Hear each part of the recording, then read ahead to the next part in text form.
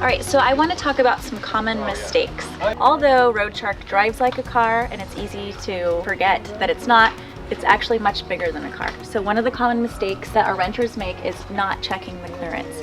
So you want to make sure that you look for tall trees, overhanging branches. Be careful in parking lots, underground parking lots.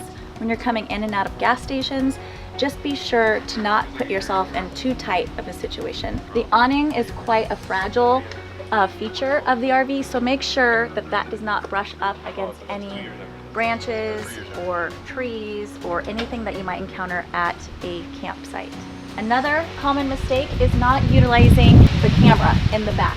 Please always use that feature, and we actually recommend having a spotter if you're parking or if you're in a tight spot. So those two things are very important.